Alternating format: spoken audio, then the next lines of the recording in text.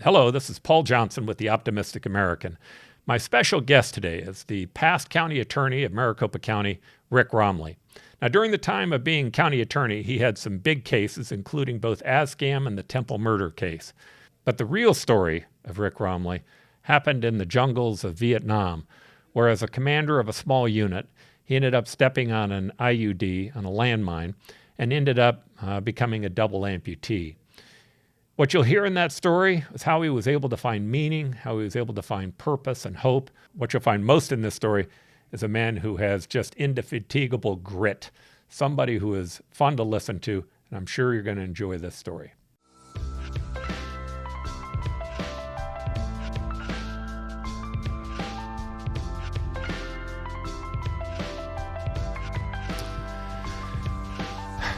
Tell me when you're ready, Derby. All right. Rick, welcome to our show on the Optimistic American. Glad to be with you. All right, Rick, you and I have known each other a long time. You used to be the county attorney of Maricopa County when I was mayor of Phoenix. I remember Mayor Daley once told me, I had a contest with him when we were having the big basketball game between the Phoenix Suns and the Chicago Bulls, and we were betting on something. And he said, well, usually the types of things that they look at are trying to deliver bags of money after midnight. And I was thinking that as I saw this at our Halloween event. So with the county attorney, I figured like this would be an appropriate place. It's not real gold, though. It's not real gold. No, there's chocolate in there. That's what it is. All right, so here's what I'd like to do. Today, I want to cover, what I really would like to do is to spend time today talking to other people who are thinking about running for office, people who have run for office. Both of you and I are kind of on the backside of that. We've been in office. We've spent time there. It was a wonderful time for me. I know that it was for you as well, but to try and help give advice to them. But before we do that, I'd really like to set the stage. You have an absolutely fascinating past. I've always loved it. It was something that was highlighted big here in Arizona. I'd like to talk about that for a moment, if that's okay with you. Sure. Okay. So let's go all the way back to you joined the Marine Corps. I don't know how old you were, what year that was, but can you talk about that and why it was that you made that decision? Well, I joined the Marine Corps in 1968, actually March of 1968. And I had started college. My family was kind of a broken family to some level, so I was trying to work and go to college, and it was a bit of a struggle. And so I said, I think I'll just join the Corps so that I can get the GI Bill. That was my goal, was to join for 2 years. At that time, you could join for 2 years. Go in, get the GI Bill, come back out, and help me finance my schooling after that. I joined with a very dear friend of mine, a guy by the name of David Schaefer. We knew each other from high school. He went to Camelback. I went to West High School. And we went through boot camp together. Kind of a funny story here. I was offered to go to officer candidate school. I did real well. Scholastically, I've always done pretty well. And they said, Rick, you've done so well. We'd like to see if you'd be interested in going to officer candidate school. And of course, that piqued my interest quite significantly. But they said I had to join for another 5 years. Mm-hmm. And I said, I thought I was smarter than them at that time, how naive I was. And I said, they'll probably send me to a technical school because I've done so well. But I was only in for 2 years. No, they're not going to train you and spend that type of money for a 2-year Marine Corps, individual. And so they made me a grunt. So I was infantry, and I was shipped out to Vietnam. Oh, and what year did you go to Vietnam? 68. Okay. 68 and 69 I was there. And my best friend, he was also deployed to Vietnam. He went to the 3rd Marine Division. I was in the 1st Marine Division. And I was there for about 10 months. The tour duty for the Marines was 13 months. Mm-hmm. I was a squad leader. And during that deployment, on April 7th, we were given another mission. We were right around the Da Nang area, and Da Nang was getting rocketed again. And so they asked my squad, as well as the rest of the platoon, to go and do a sweeping area right around an area called Marble Mountain. What does the sweeping area mean? Basically, we would line up kind of in a line, not vertical, horizontally.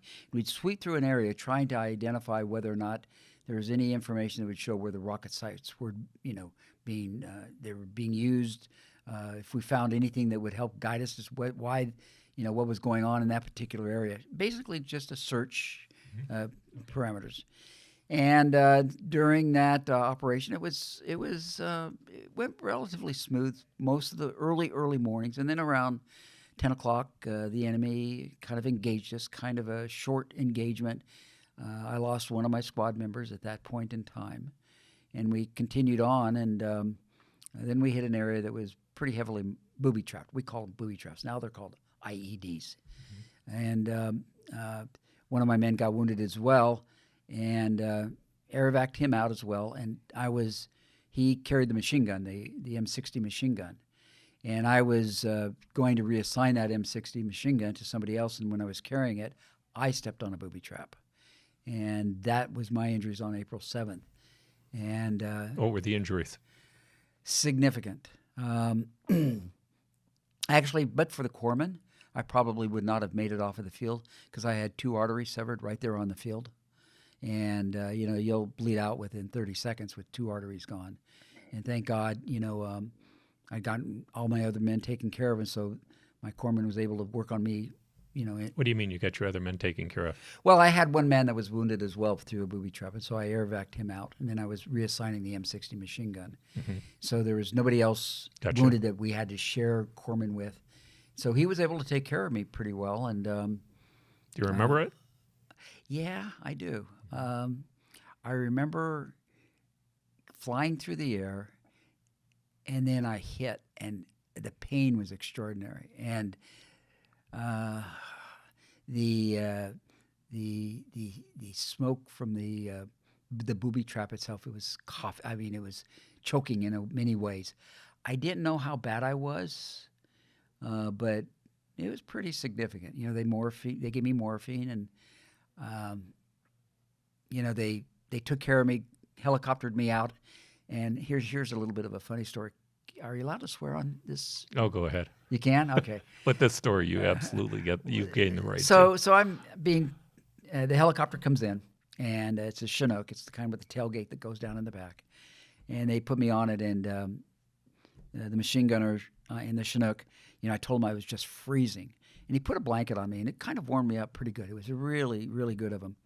And so they finally landed at the Da Nang hospital, and they took me off, and they came running up to the helicopter, and they go, "He's in shock."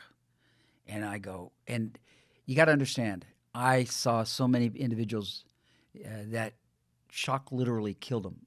Not necessarily the wounds, but the shock itself. And I don't know, it woke me up, and I just sat there and said, "God damn it, I'm not in shock. I'm in effing pain." I think that probably saved my life because I probably was in shock or going into shock. They threw me on an outside x-ray table, and I passed out from the pain. And eventually stayed in Da Nang for a number of days. Then they sent me to the Philippines at Clark Air Force Base. Normally they sent the Marines back then to Japan, but I was so seriously wounded that they sent me to Clark Air Force Base, so much closer. And I was there for months, and a lot of stories in there. I quite frankly, it was a difficult time. I got to admit, the Marines back then, they were really good. If they thought that a family member might see their son at that time, maybe be able to see their son before maybe passed away, they would send him there.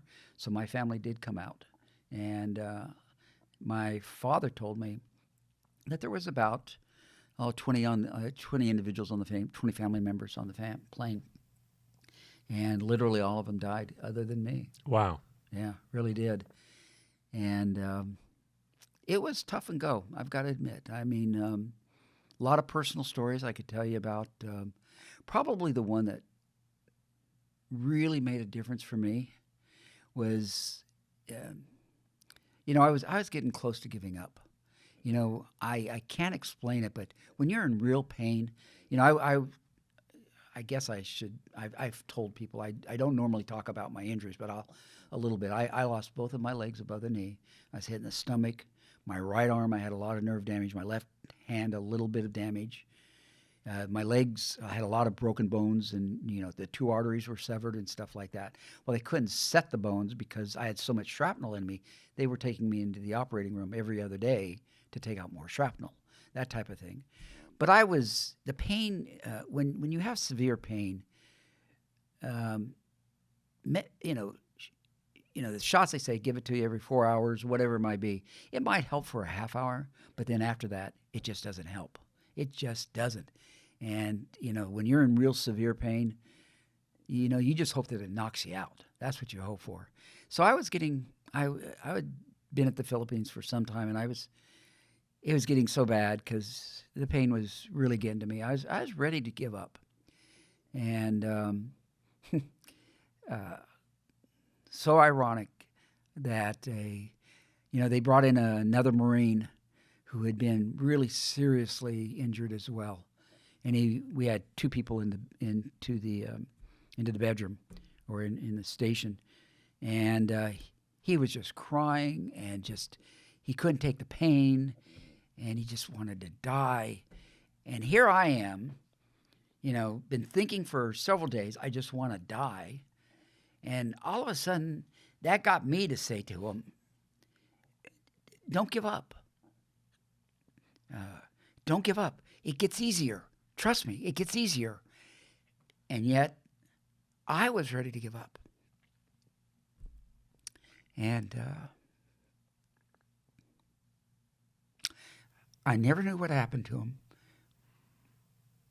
But I think it was that moment that saved my life. So, moving on. So I was in the hospital for about a year. I've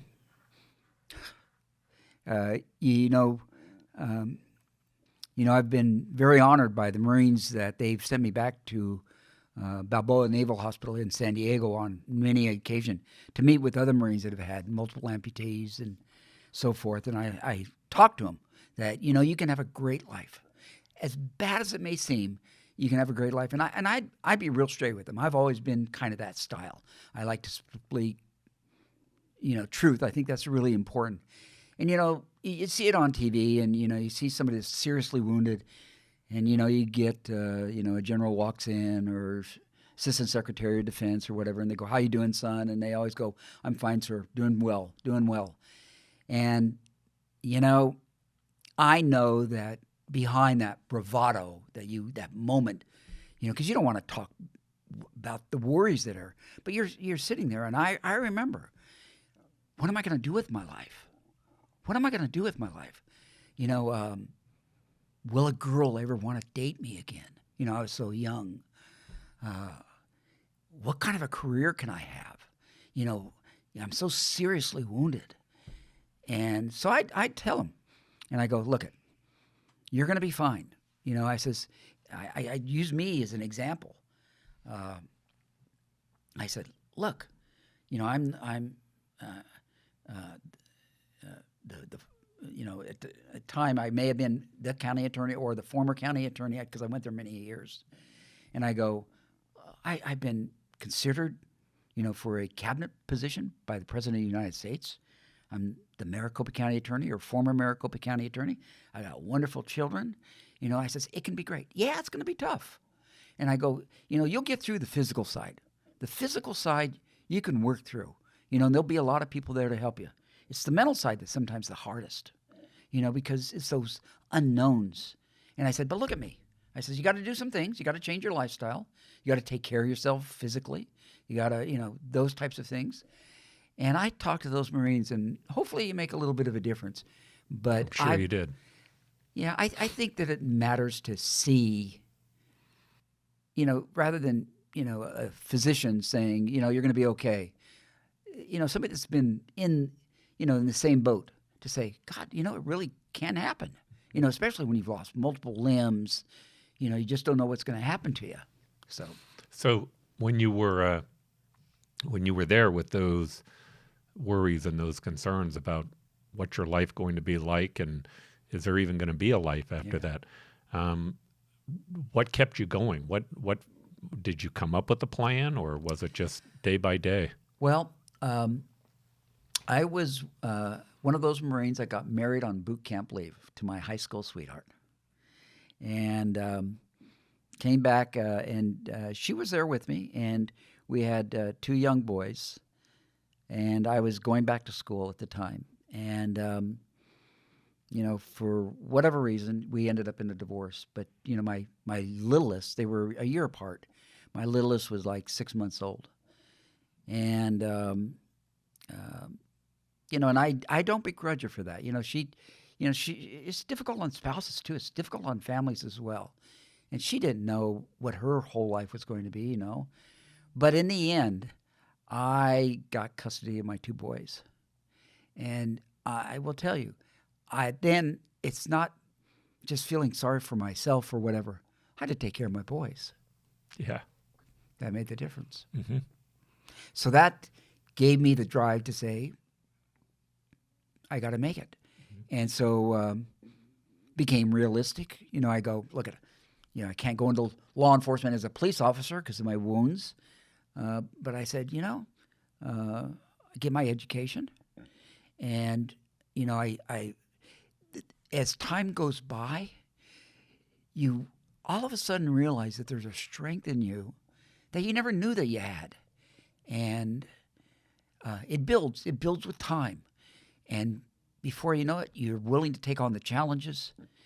And eventually you go, my disability or my injuries, that doesn't matter. What matters is what's inside of you. Mm-hmm. So you go back to college, you Yes. finish getting your degree, go to law school. Yes. All right. And you have 2 boys. You're severely handicapped. Single parent, yes. And that in itself had to be difficult. Yeah, but they were my strength. Okay. They really were. We did everything together. Yeah. So, it's so funny. I can't help but think about Viktor Frankl as I'm listening to you. Viktor Frankl was sent to Auschwitz, and he had invented a theory called logotherapy, which helped people not commit suicide, but it was about trying to give them meaning. Well, while he was in Auschwitz, he said they took 9 people to the left and 1 person to the right, and he went to the right thinking they were going to kill him, but he didn't know that the 9 members of his family that they took to the left actually were killed. He was sent to a work camp. And he never knew until after he left what had happened. But he talked about how, he had to put into practice this thing that was theoretical on the outside to him. He was a psychologist helping other people. But on the inside, when he put it into practice, he said it was a lot more difficult. People had dropped down to, 80, 90, 100 pounds. They were being worked to death, he said. But like one of the things that they did is they found every day they would quietly want to work because they wanted to see the sunset. And then they would talk at night about that sunset. He said there are 3 things that help you find meaning. And he said if you don't find meaning, he said you will, in those extreme moments, lose your life. You just can't survive it. He talked about one individual who had gone in and he just believed it, had a dream that on March 23rd they were going to be saved. He said so he got ready, he was up, he was excited, he worked at it for weeks. He says, but on March 23rd, when they weren't saved, he died 5 minutes after midnight, right? He said that it's so important to have that bit that you base your life on something that matters. And he said the 3 things that matter end up being who or what you love. To me, that would be your boys, obviously. What you create. And what you create can be not just a company. It can be a piece of art. It can be a law degree. It can be a whole series of things. But it's about creating something in your life. And then he said the best meaning can actually be derived from the struggle itself. yes. And I find that, I listen to stories like this and they're just inspiring. I couldn't even ask you a question during the period of time that you were telling the story, but it seems to me like you found all 3 of those. Well, that's kind of you. The struggle, it has meaning. The struggle does have meaning. And Paul, there's not a person in the world that doesn't have there's struggles. Everyone has their own personal stories. Mm-hmm.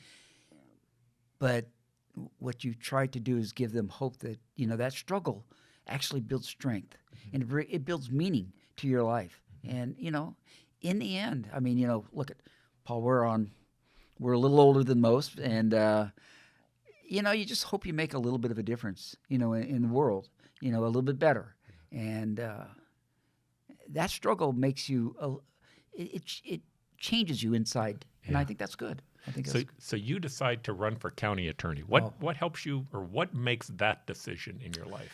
Well, I came out of law school, and of course, I started with an internship with the prosecutor's office. Actually, it was the City of Phoenix prosecutor's office that I did my internship with. And I became a prosecutor. And actually, this was the time when the former county attorney was quite a controversial individual that had his challenges, let me put it that way. And I'd been in court, and I'd taken on, I was the head of I moved up relatively quickly. I was the head of the Organized Crime and Narcotics Division in the county attorney's office, and I was getting to be kind of known. And several police chiefs asked me to run, quietly. They can't, of course, endorse or anything like that. And I'd never thought about it. Paul, I voted, but that was it. I was never engaged in politics. Mm-hmm. And I said, I'm going to give it a try because I just thought I could do better. Mm-hmm. And it was a crowded field, and for some reason I won. Mm-hmm. Still not sure. I was so naive and so unsophisticated in the arena. But I think that what it was is that I think if you're sincere and you're honest and you lay out what you really want to do, people generally, they get that. Mm-hmm. They get that. And they voted me in. Mm-hmm. And I won several elections after that. Yeah.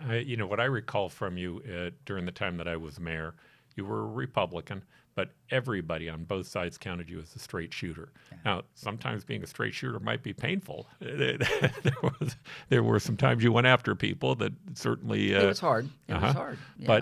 But at the same time, at least in my experience in watching you, it was always done with a high degree of integrity. That's really all we have. Mm-hmm. I mean, in the end, we all leave office. We all retire at some point in time. You've got to like yourself when you leave the office. What was your greatest challenge while you were there? Oh, I've been asked this so many times. I think that there was really 3 great challenges, if I can expand upon them. When I first got into office, one of my first major cases was a political corruption case. And it didn't start as a political corruption case. It started as a gambling case. Back then, gambling wasn't legal, and we thought the organized crime from the East Coast was coming in and so forth. But before you knew it, there was legislators that were willing to sell their vote for money. Yeah, ASCAM. It was ASCAM. Mm-hmm. That's what it was called. And we didn't change from the gambling. I remember the chief of police back then, Phoenix, it was Ortega, mm-hmm. had wanted to immediately switch over to the political corruption. I said, no, people talk a lot. I said, we keep it on gambling, but what we'll do is, look, if you know somebody that is willing to sell their votes, bring them in. Mm-hmm. Well, eventually there was people coming in, and so the gambling went to the side, although we indicted several individuals out of the gambling investigation. Most people don't know that. But individuals came in, and it was the largest political corruption investigation during my career. What was really telling to me, and I was a relatively new elected DA. I'd been a prosecutor for a bit. But there's things that make you have to make a decision of where you want to go. And I remember that I was at a major political event, and very senior individual, and I don't want to give his name, I'll say it's a his, had come up to me and basically said, Rick, your career's over. He says, you've taken on so many powerful people, you will never be reelected again. Now, I'm not one that's shy. Yeah. But I was taken back, and I just kind of didn't say nothing. But I'll tell you, I went home that night, and I go, if I don't ever win another election again, so be it. I go, for the rich or the powerful to be able to buy votes, to be able to control things, that's not what our democratic society, our republic's about. It just undermines it. It's a corruption that's the worst. I said, so be it. So I internalized that, and I made a decision there. Mhm. So that was tough there. I remember some of the comments that came out of people who were enticed, or I'm not trying to say they were entrapped, but they that made comments as legislators as to what they were willing to do for money was disgusting. Yeah. You'd listen to it, and it was just so disheartening to see that elected officials would do that. At first I was surprised. You go through emotional stages. Surprised, disappointed, angry, then just fed up. I mean, you just go through these cycles, and because it just kept coming in, and I was surprised. So the one of my other cases, of course, was a major law enforcement horrific murders. It was called the Temple murder case, and there was 6 Buddhist monks, two nuns, and a novice was murdered out in the far west side of town at a Buddhist temple, and the sheriff at that time, who I really like, I still to this day like him, made an arrest of 4 individuals from Tucson. It's called the Tucson Four. And in the end, I did not think that they were guilty. And I read everything. I mean, I took it home, and night and day I read it. So I may have the facts confused on that a little bit, but as I recall, these people were taken to a hotel. They were interrogated there by the sheriff's department at the time, and all of them confessed. They confessed. Right. To explain what happened on that. That's by itself interesting. Well, the way the investigation, it was very slow towards finding out who had committed the crimes. It had gone on for some time, and you got to understand the pressures were unbelievable. We had the ambassador from Thailand, here, putting pressure upon the sheriff's office. The State Department was contacting both me and the sheriff's office regularly, where it's going, and there was no solutions. And then an individual by the name of Mike DeGraw had called up and says, "I know who did it," and they came from Tucson, and kind of laid out, what he says had occurred. Well, sheriff's office was so quick to jump at it that they didn't do some of the fundamentals, the basic things that you normally do. And Mike McGraw was a individual that had just been released from mental institution. He didn't have all of the facts right, etc. Well, they went and arrested those individuals from Tucson, and when they brought them up, hood over their face, put them into a hotel. They interrogated them for over 24 hours. They threatened other family members because of that. They says, "If you don't tell us, we're going to come after your brother." I forget the individual's name that the brother that was done. They brought them to what was called a prop room to let them see some of the evidence that was up on the wall so that they had some of the facts right. And the problem is that the facts didn't add up. Every story was a little bit different. And I basically said, "I just don't think you've got it here." But you say they don't have their after they confess? Oh, and I forgot about the confessing. Well, but you got to understand, 12 hours threatening them with a gas chamber, at the time, because we didn't have lethal injection at that time. It was the threats. I have to admit, as county attorney, I go, who would confess to 9 murders? But my God, they did. And in the end, we did get the right individuals. Those 4 individuals were totally innocent. And in fact, the county paid out a pretty penny for that. And but you immediately rejected bringing them in just from looking at the facts, even though you had a confession. With all the pressure, that had to be difficult. It was difficult, and there's a lot of stories to this. Yeah, I want to hear that one, because that to me, that's the basics of an elected official. Actually, maybe that's the basics of life. It's that when you know something's not right, being willing to bow your back in the face of incredible and the press adversity. were honest. So I want to hear about I want to hear about that event from you. Well, as you might imagine, the press loved it. They had the sheriff and the county attorney at odds, papers every single day, stories about it, etc. Well, and they're mad at you, as I recall. Oh yes. The sheriff's office was extremely mad at me. Right. So I basically had indicated that I was going to release the 4 individuals. I was from jail. And Agnos had basically said, "Look, give us an opportunity to lay it out for you. and give you all the facts as we see it. So we go down to the police academy where they do the training of all the new recruits. They had a large number of the task force, maybe 50 detectives there. I brought in my staff because I created a team as well, maybe about 10 individuals, and we started listening to it. Now, you've got to understand, I had read all of the police reports. I mean, it was literally to the ceiling of reports. I took them home every single night. I read them. I read them on weekends.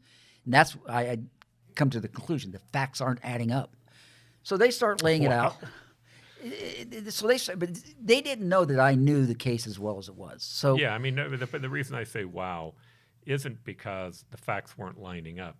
It's the fact that you took your job seriously. You read the reports enough to be able to understand the discrepancies that would have existed. It could have been very easily to have glossed over those reports and to have come to the conclusion that many of those things didn't matter. Just let the jury decide. Mm-hmm. Yeah, type of thing. Well, it's not what I believe in. But going through it. So we go out to the police academy, and they're going through it, and they're putting little, pieces of paper up on the wall and writing these things down. And we go through the first couple of hours, and we take a break. And I asked Tom to come out, and we go out the back. And I go, Tom, look, I know these facts. And I says, they're only putting things up that are consistent with the story that you're trying to sell us, but they're not telling the inconsistencies that are showing that it just can't be as well. And I says, if we're going to do this, it's got to be everything. I mean, I'm not going to just hear one side of the story. And Tom basically said, no, you're going to hear from our detectives as they see fit. And I go, well, then it's not going to be any worthwhile. And so I picked up my team and we left. We go back to my office, and we're sitting around the office and in the conference room, and I go, look, I'm going to be releasing them because I just don't believe the facts added up. Now, there was 2 individuals on my team, very experienced individuals, that were adamant to keep them in. We're going to get them. We're going to get them.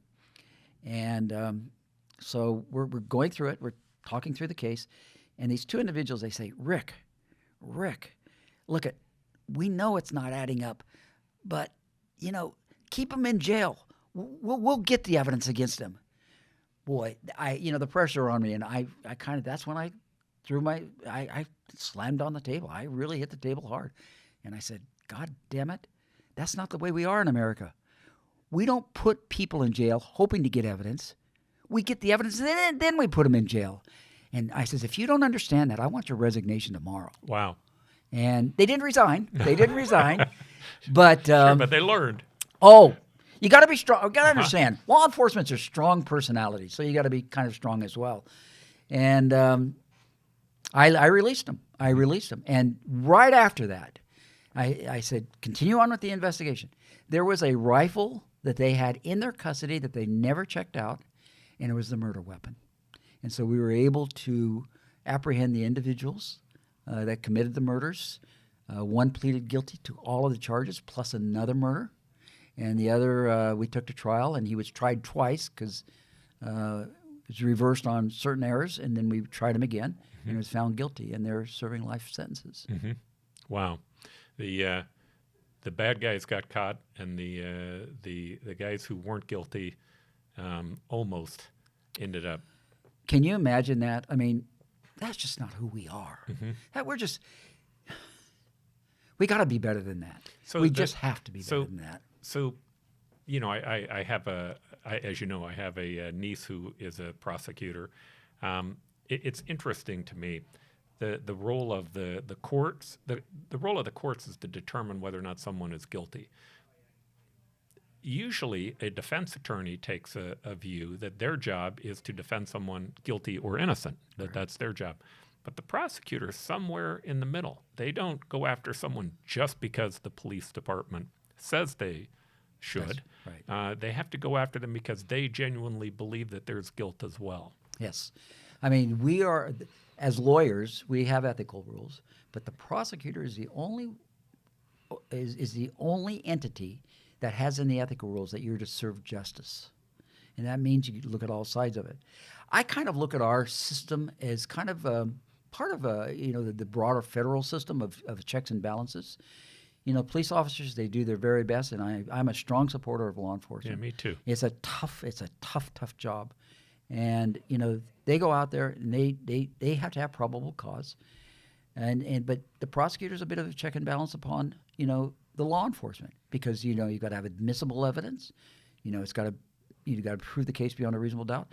And the courts themselves are also a checks and balance on both the prosecutor and the law enforcement to make sure that they are doing it right and so forth, and that the evidence is presented in a fair manner. So it's kind of a checks and balances, just like we have a checks and balances with, the executive branch, the legislative, as well as the judiciary. I really believe that our checks and balance, the way that it was designed, is so critical to our successes. Yes, we got a lot of warts. Yes, we make a lot of mistakes. But by and large, it's a pretty good system. Yeah, it's when I look at the United States, I get upset oftentimes with things like cancel culture and woke culture and the destruction of American heroes, because I think that it fails to recognize, first and foremost, that, our founders didn't think they were creating a perfect union. They just wanted to create one that was more perfect than the one that they were leaving. More That's perfect, right? right? And certainly Jefferson had his flaws, and slavery was one of the big ones. Yes. Martin Luther King, who was a big hero of mine, he had flaws too. As human beings, they had flaws. We have flaws. Right? That's just, it's human nature. But they both were supporting this concept that said that all men are created equal. And that was such a powerful idea from the beginning that evolved into something over time that was incredibly rich for the United States. But what it's done is, I've seen a lot of great things that government did. I'm not an anti-government guy. I served as mayor. We built roads. We worked on water projects and dams. And there are a lot of great things that government has done. But the single greatest thing that it ever did was empower the individual over itself. And the country is still based on that concept. Everything that you just spoke about was about gearing the system not towards the press, not towards the media, not towards the international relationships, not towards the collective. It was geared towards making certain that the individual who was accused was guilty. Yeah. And as you said, it's not perfect, but the alternative is one where you say, hey, the collective, as determined by some group, an oligarchy or a party or some other group, is going to determine what's in the best interest of the majority of people. I think the system that we have is one, I worry about the criticisms that we have for it, because I think that oftentimes that people aren't understanding what the alternative really is. That doesn't mean we can't get better. We can get better. I'm all for constantly driving towards a more perfect union. Optimism doesn't mean that you just simply take for granted that everything's good. There are problems, but we should be careful about not throwing out the baby with the bathwater. There's something really special about this place that we're in. I could not agree more. A more perfect union. We are always striving to be better than what we were. And as you say, look, we have challenging times, but we've had challenging times throughout this nation's history. And we're going to have some more. And we will have more. But sometimes we get stronger from that. This is that whole thing from before. The struggle itself makes you somewhat better. Look, during Nixon years, I'm old enough. I remember the impeachment of Nixon and how our system was failing us, but we got stronger from it. We did better from that. And I know today's challenging, but we'll get through it, and hopefully we'll get better from it. So the struggle is sometimes how we create that more perfect union. I believe that. Yeah, I do too. I think I think one of the things that we should be careful of is our blaming other voters. That upsets me, right? When people say, well, you voted for. And the answer to that is, no. You voted was the key. That's the starting point. That's good. Right? And then who you voted for was your choice, right? And there are lots of reasons that people cast their votes. But to me, if you really want to be patriotic and love this country, how about quit insulting other Americans? Yeah. That's a good place to start, right? There's and thank them for their vote. You may not agree with it, but thank them for voting. Yes, that's right. So I want to go back. I want to go through this concept of patriotism before I get to the advice. So when you joined the Marine Corps, was that a strong sense of patriotism, or was it just I want to be able to pay for college. Pretty much I want to pay for college. It really was. I love the honesty. It really was. But as you join the Corps, you find that there is we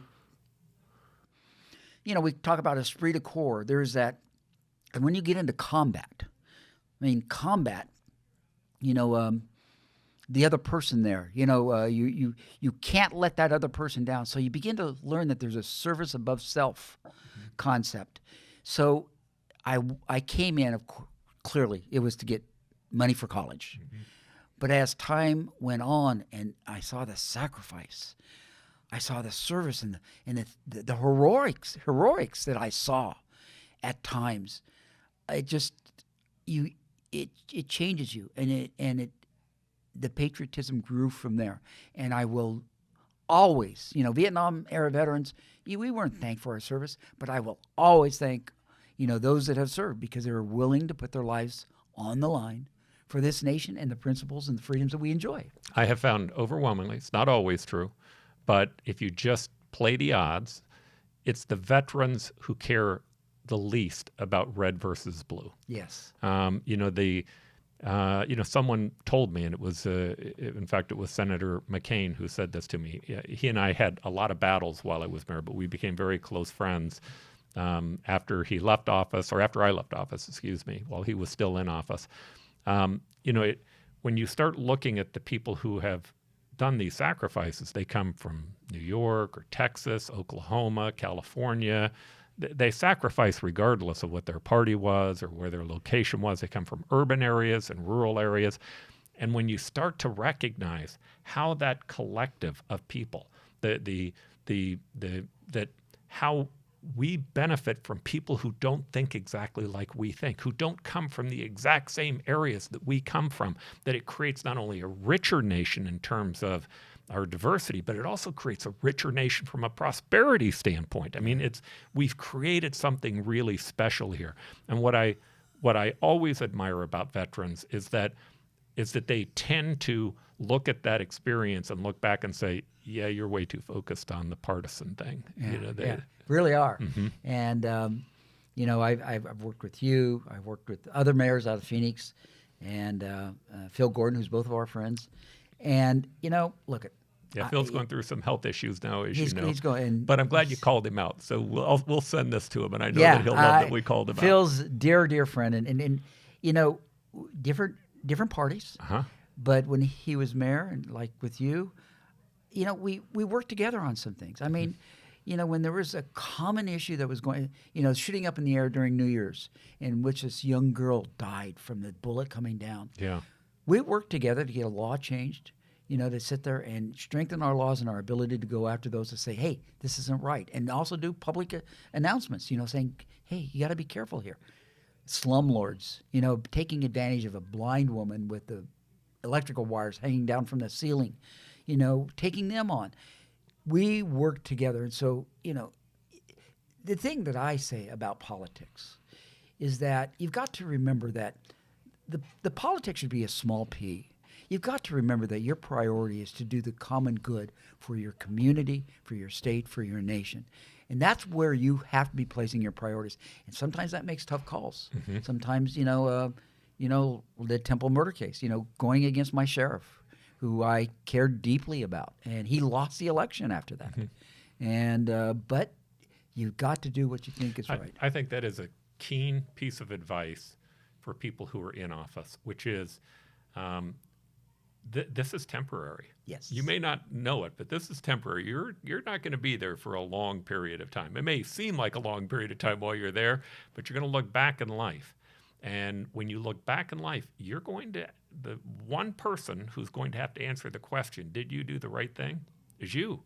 For the most part, your hand's in a bucket of water, and when you leave, you pull it out, it's still the same bucket of water. That's right. Nobody knows what you did. That's right. All right, you know what you did, and you have to think back on it, and you can try to justify it, but over time, truth comes out in history. It just does, right? It plays its way through.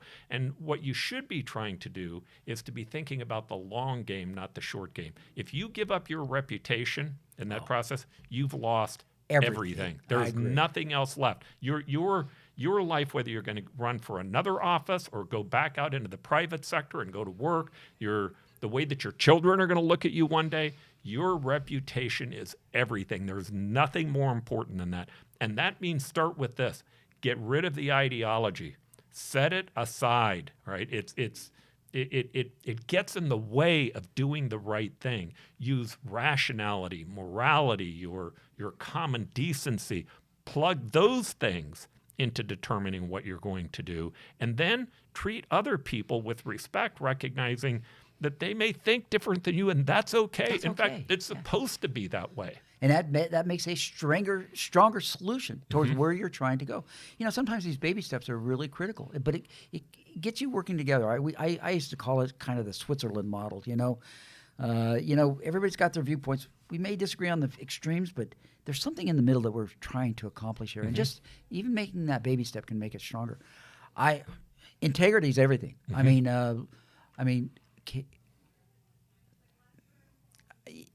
I worry at times that individuals are so concerned about their next election that they forget what they're there for.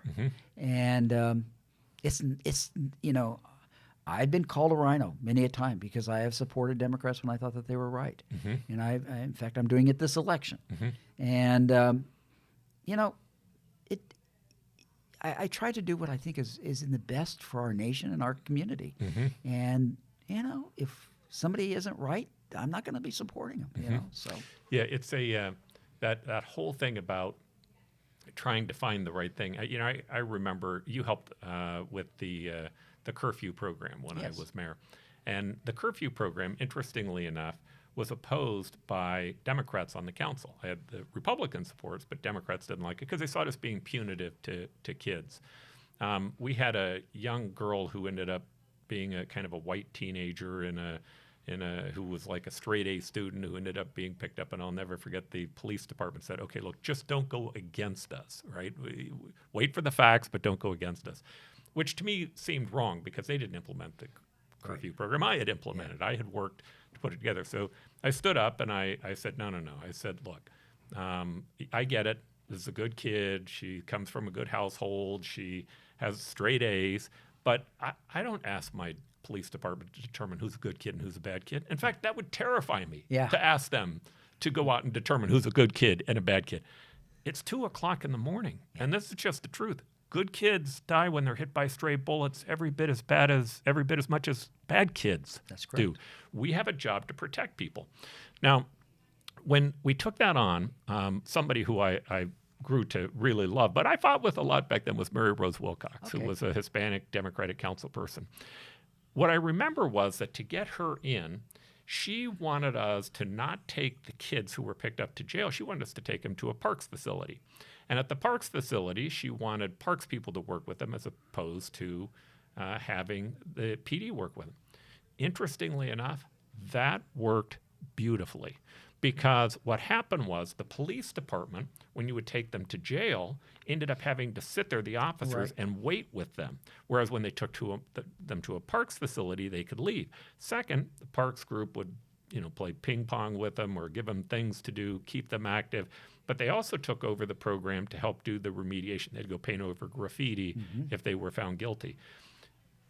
It brought elements of the community together, the right and the left, and by doing so, we came up with a better program that had a better result. In fact, we knocked down violent crime amongst juveniles by 70% that summer, right? There's nothing wrong with listening to people who don't think like you think.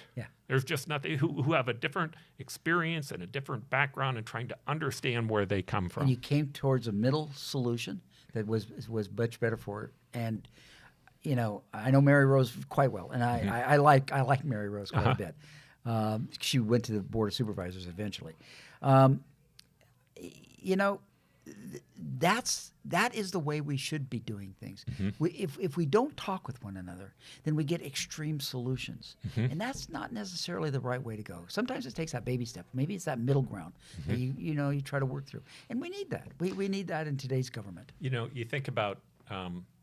I think about my family relationship, and you say, okay, well, what's more important, the one who wants to make certain that we work and pay for college, or the one who wants to make certain that we're spending time at home with our children and enjoying them, right? Both two people are important in a process, right? The idea that we had Alexander Hamilton and Thomas Jefferson, two people dramatically different. But when you look back in history, you go, well, which one of those would you rather do without, right? They both bring something to the table. Now, if you can leave the demagoguery on the outside, maybe the ideology on the outside, once you get there, I think the key is that, campaigns are just about winning and losing, right? It's binary. One of two things can happen. But it's not binary when you get there. There's lots of different solutions that you can look for. What I find with people who are deeply ideological, they get into office and they go, no, it's still binary. Yeah. It's right or left. Absolutely. And if you're on the other side, you're a bad guy, right? And my answer to people who are in office is, look, once you get there, get rid of that binary thing. I agree. Just move to dealing with people as people. That's how our founders wanted it to be. Sometimes those baby steps.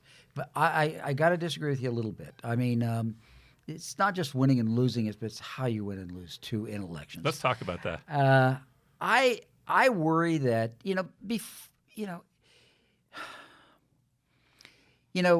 when I ran for office and when you ran for office, I mean, it was critical. I mean, they challenged your integrity. You had to be blatantly honest. I mean, if you were caught in a lie, it was almost a death knell of ever getting elected.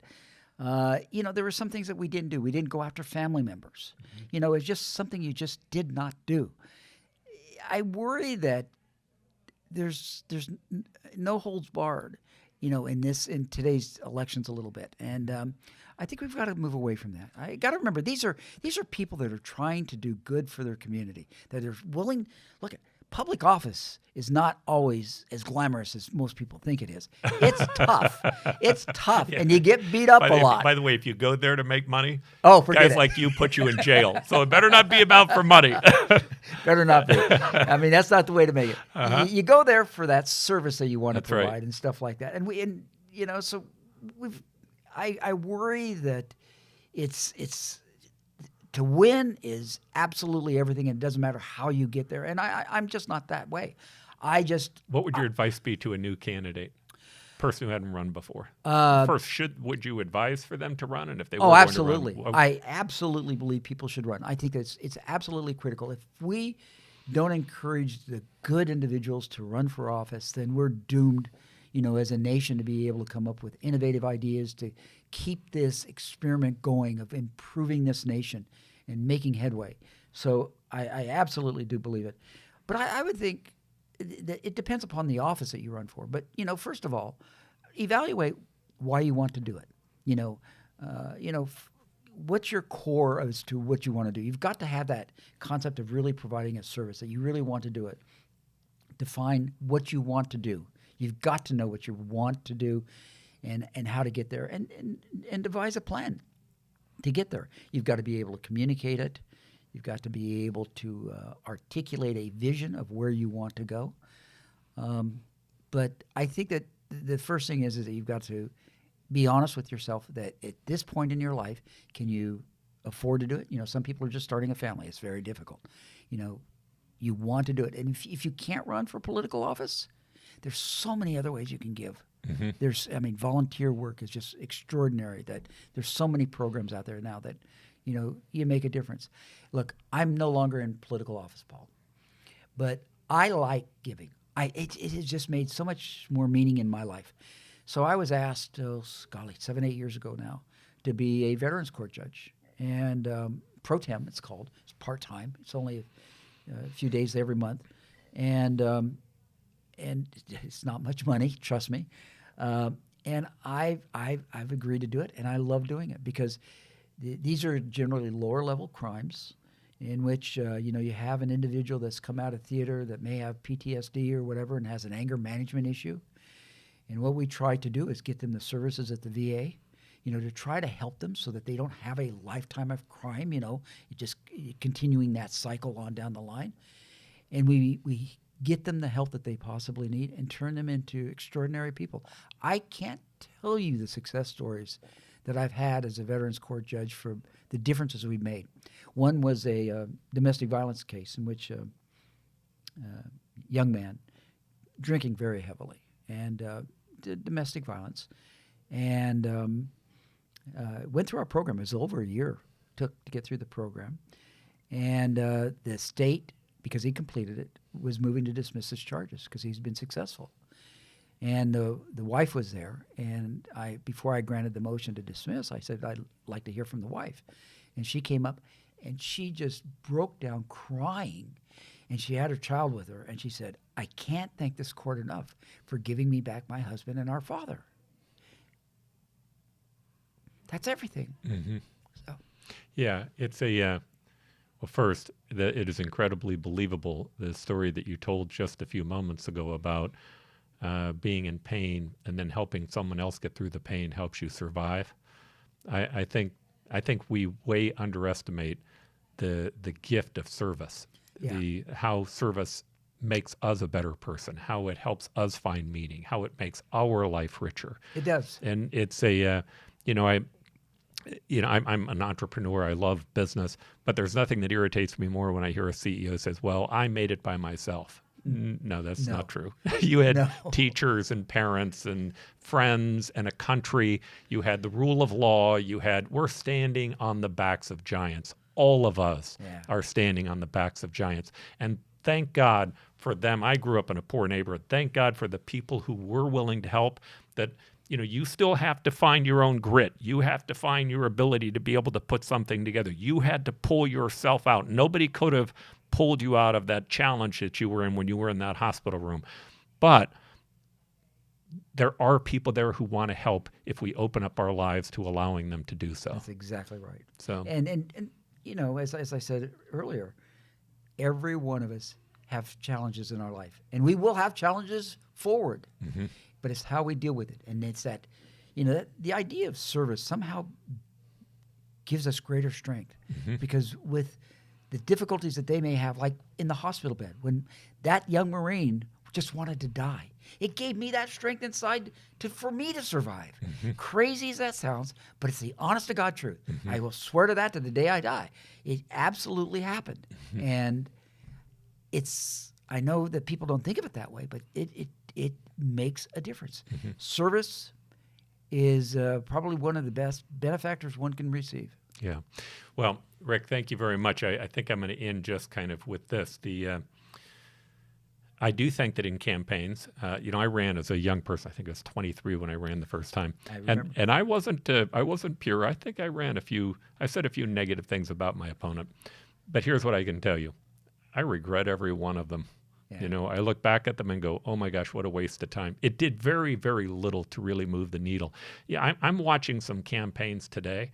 I think campaigns are missing it. The public is savvier than you think they are.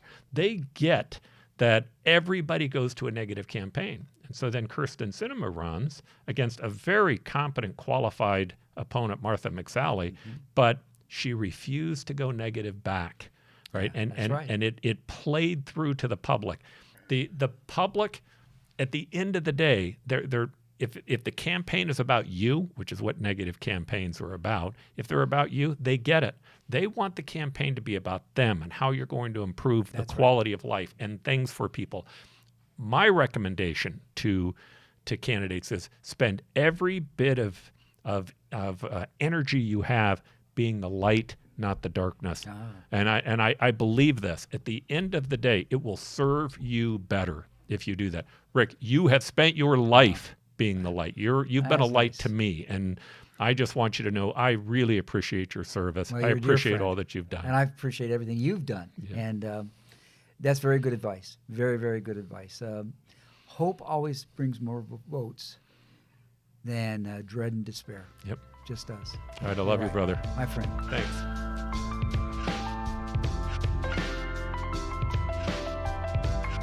Thanks for joining the Optimistic American Show. Help us grow by subscribing to our channel. If you enjoyed the episode, please leave a like and a comment. There is so much more that we have planned, and we can't wait for you to embark upon this journey with us.